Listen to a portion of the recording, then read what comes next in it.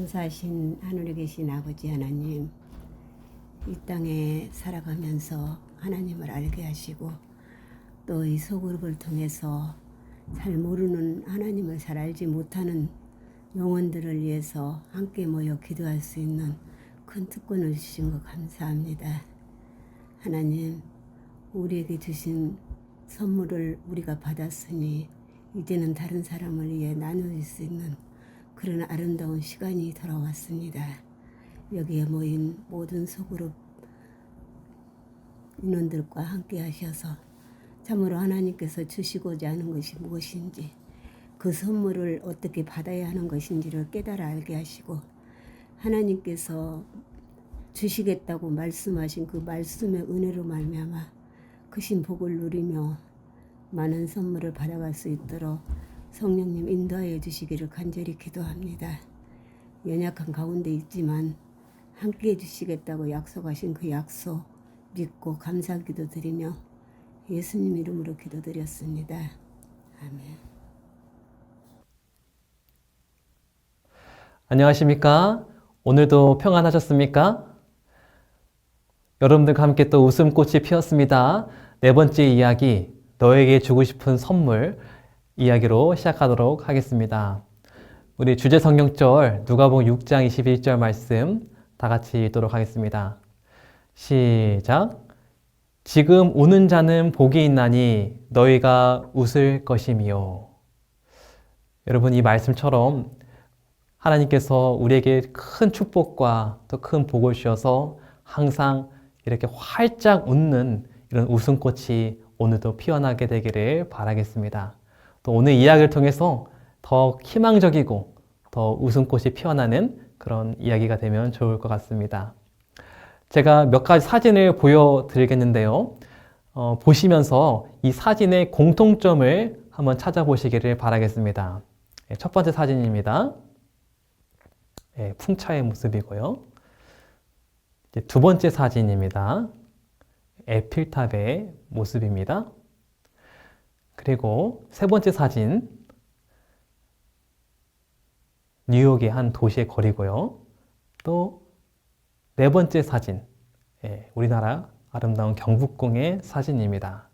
자, 여러분, 이 네 사진의 공통점은 무엇인가요? 네, 이 네 사진의 공통점은 제가 답을 말씀드리면 흑백 사진입니다. 네, 흑백 사진. 네. 여러분 색깔 다 보이시죠? 그렇죠?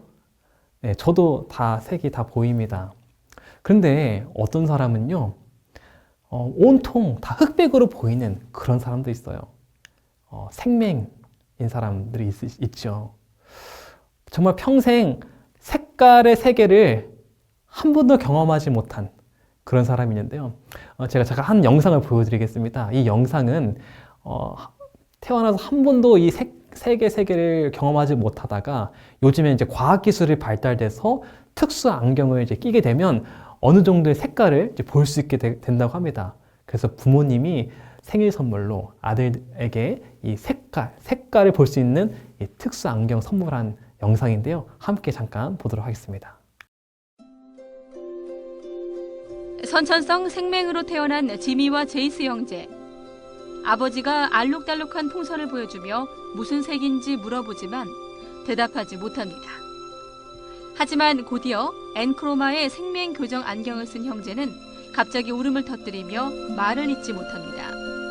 어떤 색깔이 보이냐는 어머니의 거듭된 물음에도 형제는 대답 못하고 서로 꼭 껴안습니다.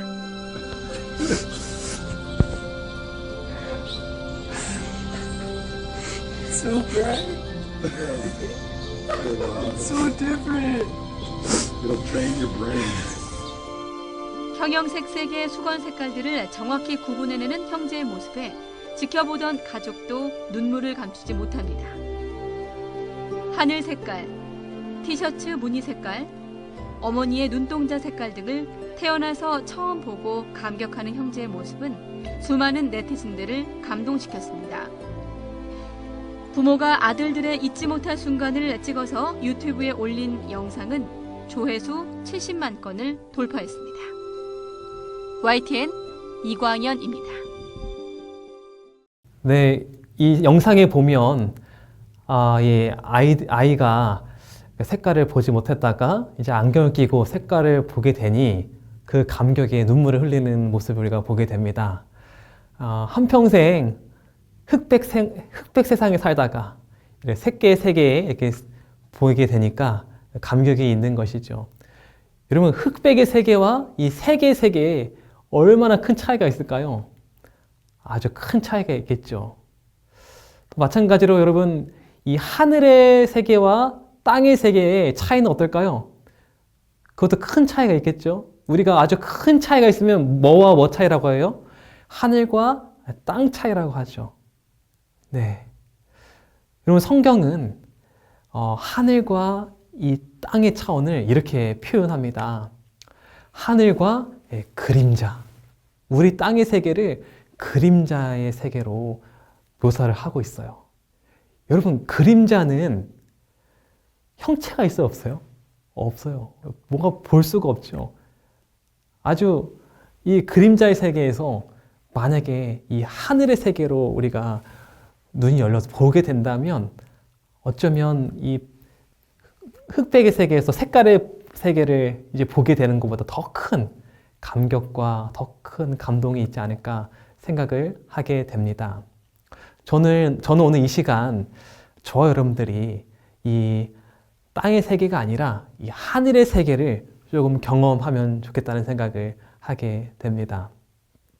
오늘은 특별히 성경에 베드로라고 하는 한 인물이 있는데 이 베드로가 이 땅의 세계에 살다가 하늘의 세계를 경험한 그 경험을 통해서 함께 또 우리에게 주신 하나님의 웃음꽃들을 좀 찾아보도록 하겠습니다. 여러분, 베드로는 그 당시 예수를 만나기 전에 어부였습니다. 이제 어부였는데 이 베드로가 처음 따라다녔던 스승은 예수님이 아니었고 침례 요한이라고 하는 사람이었습니다.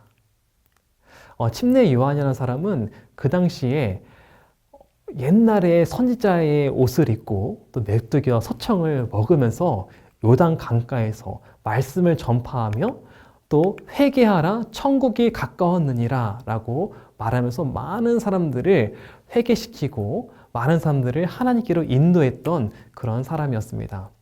근데 그 당시에 이 침례 요한이 등장으로 말미암아 아주 영적인 큰 부흥이 일어났는데 그들이 여태까지 태어나서 이런 광경은 처음이었어요. 여러분, 사람들이 많이 몰려오는 곳은 어디죠? 사람들이 많이 몰려가는 곳, 그런 곳은 어디죠? 네, 우리 월드컵 경기, 이런 운동 경기 하는 그런 곳에는 사람들이 많이 몰려가죠.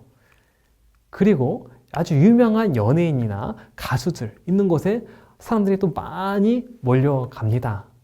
그렇죠? 이런 데는 사람들이 많이 몰려가요. 그런데 침례 요한의 등장으로 사람들이 아주 많은 사람들이 요단 강에 몰려오는데 그들이 다 거기서 뭐하러 오냐면 회개하러 와요. 자신의 잘못과 자신의 과오를 용서를 빌면서 다시 새 삶을 살겠다고 고백하면서 이제 회개하러 이곳에 오는 거예요. 그 광경을 본 베드로는 아주 큰 감격에 빠지고 큰 감동에 사로잡혀서 침례 요한의 제자가 되기로 결심하게 됩니다. 그래서 베드로가 이제 침례 요한을 따라다니면서 이제 여러 말씀도 듣고 또 봉사도 하고 그러는데 정말 안타깝게도 얼마 지나지 않아 침례 요한이 로마 군병에 사로잡혀 가게 됩니다. 그래서 그렇게 사람이 많았던 그 요단 강가에는 이제 텅텅 빈 곳이 되었고 자신의 스승이 잡혀가니까 이젠 자신의 어떤 삶의 방향과 목표가 상실됨으로써 베드로는 잠깐 방황하게 됩니다. 그래서 그 울적한 마음을 달래기 위해서 베드로는 자신의 옛 직업이었던 어부였잖아요. 그래서 고기를 잡으러 그 울적한 마음을 달래기 위해서 이제 고기를 잡으러 갑니다. 그런데 성경에 의하면 베드로가 그때 고기를 잡으러 갔는데 고기를 한 마리도 잡지 못했다고 합니다. 근데 그때 누가 있었냐면 누가복음 5장 1절에서 2절 보면 예수님이 거기에 서 계셨다고 말합니다. 예수는 게네사렛 호숫가에 서서 호숫가에 두 배척이 있는 것을 보시니, 여러분 예수님께서 본 배는 어떤 배냐면 베드로의 배입니다. 근데 여러분 베드로의 배는 어떤 배예요? 다른 배들은 다 물고기를 많이 잡았어요. 그래서 물고기들 아주 가득합니다. 그런데 베드로의 배만 뭐가 없어요? 물고기가 없어요. 그래서 베드로의 배는 텅텅 빈 배였어요. 그래서 예수님이 본 베드로의 배는 텅텅 빈 배였고, 예수님은 아마 그 텅텅 빈 베드로의 배를 본과 동시에 텅텅 빈 베드로의 마음도 보셨는지도 모르겠어요. 예수 12대 소망에는 이렇게 기록되어 있습니다. 베드로는 그 외로운 시간에 감방에서 홀로 괴로워하고 있는 침례 요한의 운명에 대하여 생각하고 있었다.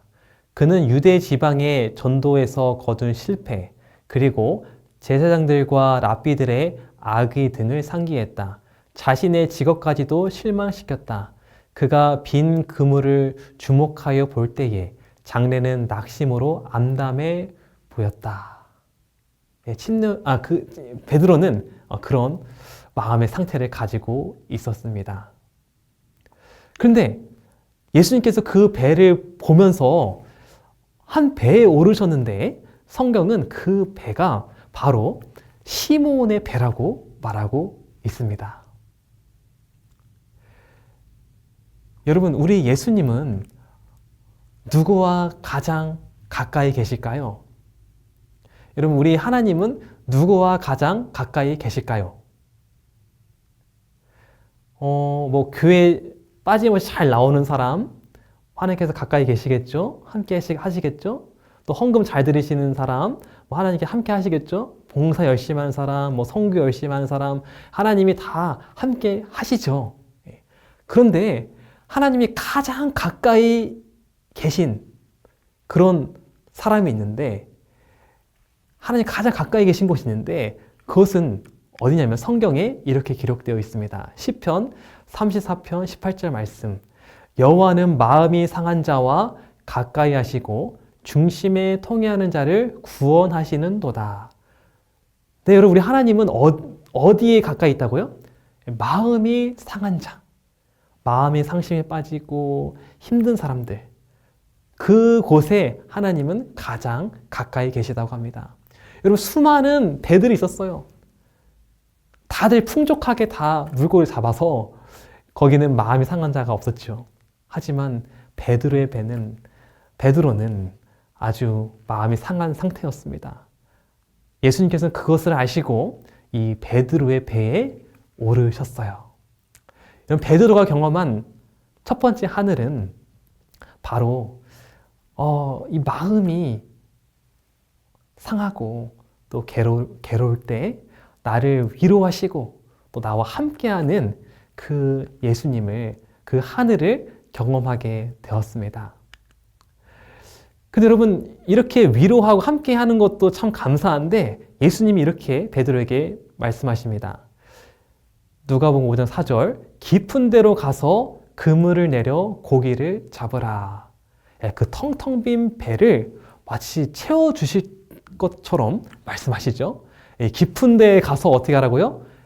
그물을 내라. 베드로는 예수님의 이 말씀을 듣고 정말 깊은 데서 그물을 내렸어요. 그때 어떤 일이 벌어지냐면 아주 많은 물고기들을 베드로가 잡게 됩니다. 얼만큼 잡았냐면 누가복음 5장 6절 보면 그렇게 하니 고기를 잡은 것이 심히 많아 그물이 찢어지는지라. 여러분, 정말 많이 잡았어요. 그래서 어떻게 됐어요? 그물이 찢어지게 되었다고 합니다. 얼마나 많이 잡았으면 그물이 찢어질 정도로 잡았을까요?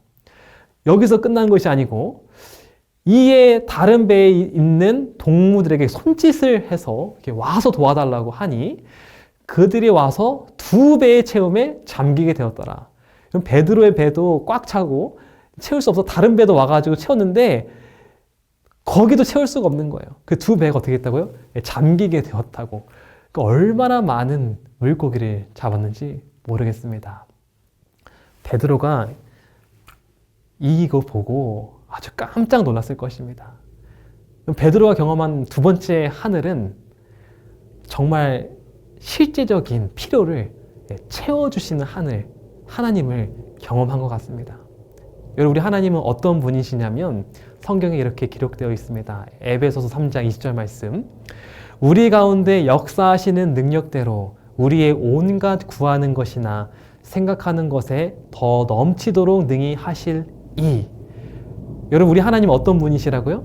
우리가 구하는 것보다, 우리가 생각하는 것보다, 우리가 바라는 것보다 더 넘치게 주시는 분이 우리 하나님이시라는 것입니다.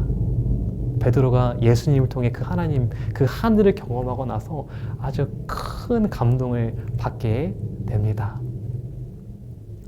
여러분, 오늘 제목이 뭐죠? 네, 맞습니다. 너에게 주고 싶은 선물.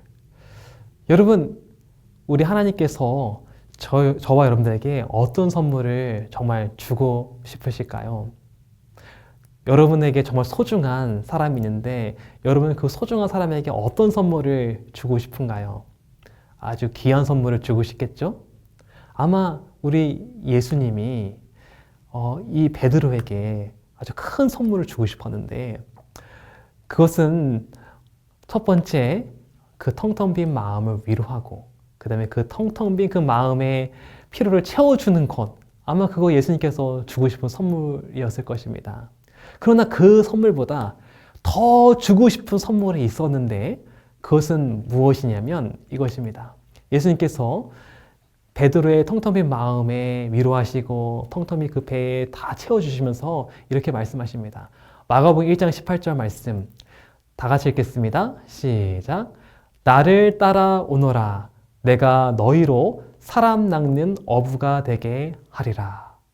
예수님께서 뭐라고 말씀하셨어요? 나를 따라오너라. 이것은 초청이에요, 초청. 무슨 초청이냐면 예수의 세계로의 초청, 하늘의 세계로의 초청. 나를 따라오너라. 그 땅의 세계에서 이제는 어느 세계로 오라고요? 이 하늘의 세계로 한번 와보라. 이제 그 땅의 세계에서 예수님의 세계로 한번 와보라 라고 지금 초청하고 계신 겁니다. 여러분, 우리 예수님께서 저 여러분들에게 정말 주고 싶은 선물이 있는데 그것은 바로 무엇이냐면 이 하늘입니다. 이 예수님의 세계, 하늘의 세계예요. 여러분, 이 하늘의 세계는 어떤 곳일까요? 또 반면에 이 땅의 세계는 어떤 곳이죠? 이 땅의 세계. 베드로는 이렇게 말했어요. 우리들이 밤이 새도록 수고하였으되 잡은 것이 없지만은. 여러분, 이 땅의 세계는 어떤 세계냐면 밤새도록 수고하고 땀을 흘리면서 지내는 곳이 바로 이 땅의 세계예요. 여러분, 정말 수고 많으시죠? 정말 열심히 일하고 열심히 땀을 흘리면서 수고 많이 하시죠? 그곳이 이 땅의 세계예요. 이 사진은 제가 한 양로원에 갔을 때 한 할머니의 모습의 사진인데 이 할머니가 매일 창밖을 바라보세요. 계속. 바라보시는 이유가 누군가를 기다리는 거예요. 누구를 기다릴까요? 예, 자녀를 기다리고 있어요. 항상 제가 올 때마다 자신의 아들이 언제 오는지, 자신의 아들이 언제 전화 오는지 그것만을 계속 기다리고 있어요. 이 할머니는 평생 자녀를 위해서 농사하시면서 수고하시면서 자녀의 뒷바라지를 다 하셨던 분이에요. 그렇게 고생하시다가 이제는 양로원에 들어오셨는데 그 양로원에서도 여전히 그 자녀를 위해서 염려하고 걱정하고 자녀를 바라보면서 있는 그 모습, 제가 그 모습이 조금 마음에 좀 짠하기도 하고 애잔하기도 하고 인상적이어서 한번 사진을 이렇게 한번 찍어 보았는데요. 우리의 모습 아니겠습니까? 땅에 사는 사람들의 모습 아니겠습니까? 여러분, 땅에 사는 사람 중에 이종룡이라고 하는 분이 있었는데요. 이분은 아르바이트의 달인이라는 프로그램에 이렇게 나왔습니다. 이분이 아르바이트를 얼마나 많이 하시냐면 하루에 한 6탕, 7탕을 뛰는데 정말 많은 아르바이트를 해서 이제 달인으로 이렇게 방송에 출연하게 됐습니다. 제가 이분의 스케줄을 잠깐 소개해 드리겠습니다. 이분이 밤 12시에서 새벽 2시까지 사우나 청소를 합니다. 이렇게 사우나 청소를 하고요. 그 다음에 새벽 2시부터 새벽 5시까지는 수백 세대의 신문을 돌립니다. 그리고 그 일이 끝나면 새벽 6시부터 오전 9시까지 단거리 떡 배달을 합니다. 그리고 오전 9시부터 오전 11시까지 또 이 떡 공장에서 떡 포장을 하고요. 그리고 오전 11시부터 오후 2시까지 이번엔 장거리 떡 배달을 합니다. 그리고 오후 2시부터 오후 8시까지 학원 차량들을 운행하는데 그냥 한 학원 차량이 아니라 뭐 태권도 학원, 수학 학원, 뭐 여러 가지 학원들을 차량을 몇 번을 이렇게 운행을 합니다. 그리고 중간중간에 빈 시간마다 신문 판촉과 폐지를 수집을 해요. 그리고 저녁 8시부터 저녁 8시까지는 또 떡 배달을 하는데 전주에서 군산까지 또 장거리 떡 배달을 합니다. 이분이 인터뷰 가운데 이때가 가장 힘들대요. 졸음이 막 쏟아져가지고 너무 힘들다고 해요. 그래서 너무나 졸리면 이분이 차 중간에 세워가지고 차 위에 그냥 올라가서 자신의 뺨을 막 때린대요. 정신 차리라고 막 때린대요. 그렇게 정신 차리면 다시 운전하면서 또 떡 배달하고 그렇게 한다고 합니다. 여러분, 이분 언제 잘까요? 이 떡 배달 끝나면 잔대요. 11시에서 12시 딱 1시간을 잔다고 합니다. 이 1시간을 자는데 이분이 이렇게 말해요. 잠을 자는 것이 아니라 죽어버린 것 같아요. 야, 이렇게 1시간을 자고 이렇게 거의 하루 종일 알바 일을 하는 겁니다. 그리고 밥은 컵라면으로 점심 한 끼만 먹는데요. 여러분, 이렇게 살 수 있을까요? 이렇게 생활할 수 있을까요? 근데 이분이 왜 이렇게 아르바이트를 하게 됐냐면 원래 이분은 잘 나가는 시계방 사장님이셨다고 합니다. 그런데 IMF 부도 위기를 맞게 되어서 이분이 한 4억에서 5억의 빚을 지게 되었다고 합니다. 그래서 그 빚을 갚기 위해서 이분이 이렇게 알바를 뛰는 거예요. 잠도 안 자고 밥도 한 끼만 먹으면서 이렇게 알바를 하는데 이분이 머리 빗을 때 빗으로 빗을 안 빗는데요. 왜 그럴까요? 빗으로 빗으면 그 빚이 생각나가지고 빚이 생각나가지고 빗으로 빗을 안 빗는다고요. 그만큼 이 빚을 갚으려고 그렇게 애썼던 분이에요. 그렇게 10년을 일해가지고 이분이 드디어 그 4, 5억의 빚을 다 갚았다고 합니다. 이 다 갚았을 때의 그 모습이에요. 여러분, 이분의 이 모습을 보세요. 그 10년의 그 세월이 얼마나 힘들고 수고스럽고 고통스럽고 힘들었을지 우리가 보게 됩니다. 그래서 이분이 이제 한때는 이렇게 방송을 타게 돼서 이제 많은 젊은 사람들에게 희망을 안겨줬어요. 삶을 포기하려고 하는 사람이 이분의 삶을 듣고 나도 다시 힘을 내서 다시 일을 해서 다시 삶을 살아야지 이런 청년들이 많이 있었다고 해요. 그래서 한 PD가 이 분을 다시 찾아가서 이제는 책을 좀 써달라고 이제 부탁을 하려고 찾아갔는데 이분을 찾을 수가 없었대요. 왜 그랬을까요? 이분이 얼마 지나지 않아서 세상을 떠났어요. 이렇게 기사가 났어요. 4억 빚더미 알바 7개 뛰며 다 갚은 알바왕 이종룡 씨 대장암으로 별세. 여러분, 정말 너무나 험하지 않습니까? 여러분, 이 땅에 사는 어떤 사람은 한평생 빚만 갚다가 세상을 떠나는 사람도 있어요. 우리가 사는 세상이 이런 곳이에요. 슬픔과 아픔과 고통과 수고가 있는 그런 세상이 우리가 살고 있는 이 세상이죠.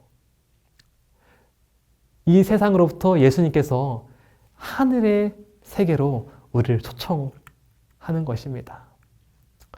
여러분, 이 땅은 이런 땅이에요. 우리가 사는 땅은 이런 땅이에요. 고기가 잘 잡히면 기쁘고 고기가 잘 잡히지 않으면 우울한 땅이 이 땅이에요. 그렇죠? 여러분, 우리 일이 잘 되면 기뻐요. 근데 우리 일이 잘 안 되고 막 그러면 괜히 우울해지죠. 그게 우리가 사는 이 땅이에요. 그리고 누가 잘해주면 기분이 좋고 누가 잘 안 해주면 서운한 곳이 우리가 사는 이 땅입니다.